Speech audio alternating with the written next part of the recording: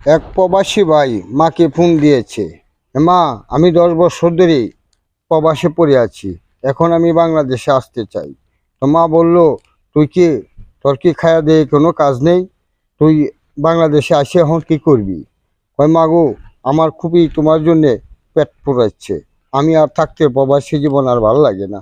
তখন এই ছেলেটা বলছে, মা গো, তুমি তো জানো আমার প্রবাস জীবন আর ভালো লাগে না, 10টা বছর আমি প্রবাসে রয়েছি। তোর মায় বললো, এই আর কয়টা দিন থাক, আর 2-3টা বছর থাক, 2-3টা বছর থাইকা পরে আইসা যা, তোর বোনটারে বিয়া দিয়া লই। তখন এই প্রবাসী ভাই বলতেছে যে মাগো, তুমি তো বলছো আমি আমার সব কিছুই রয়ে গেছে, আমার টাকা পয়সা আমি 10 বছর কামাই করছি, সে ঠিকই কইছো তো তুমি রয়ে গেছে। তখন বলছে যে যে সেই টাকা দিয়ে আমি কি করছি, তোর ছোট ভাইয়ের একটা বাড়ি করে দিছি, আমরা নিজেরা খাইছি।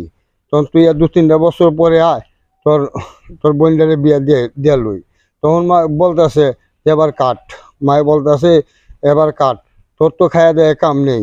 তুই কই মাগো, আর কিছুক্ষণ থাকো না, আমার আজকে তোমার লাইনটা কাটতে মন চাচ্ছে না। তো তবু কইতেছে, তোর তো খায়া দেয় কাজ নাই, তোরা বিদেশে কোনো কাজ আছে? তোর এই কোনো কাজ নাই, আমাদের তো কাজ আছে।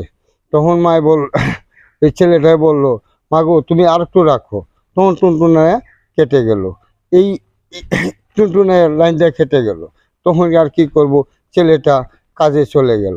কাজে যখন চলে গেল, তখন পাম বাগানে গাছ গাছ কাটতে গেল।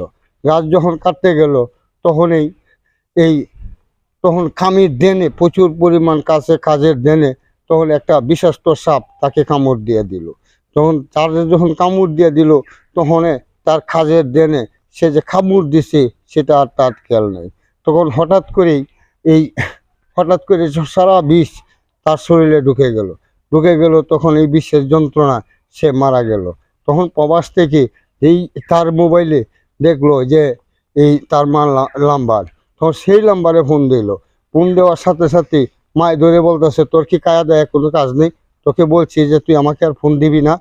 হ্যাঁ, তখনই সেই সেই প্রবাসী যারা বন্ধু বান্ধব আসছিল, সেই প্রবাসীরা তখন বলল, মাগো তোমাকে আর কেউ ফোন দিয়ে ডিস্টার্ব করবো না, তোমার প্রবাসীর ব্যাংক চলে গেছে, জীবনের জন্য চলে গেছে, আর কেউ কোনোদিনও ডিস্টার্ব করবো না। তো আপনার ছেলে কিছুক্ষণের ভিতরেই মারা গেছে। তখন বলল, কেন মারা গেল?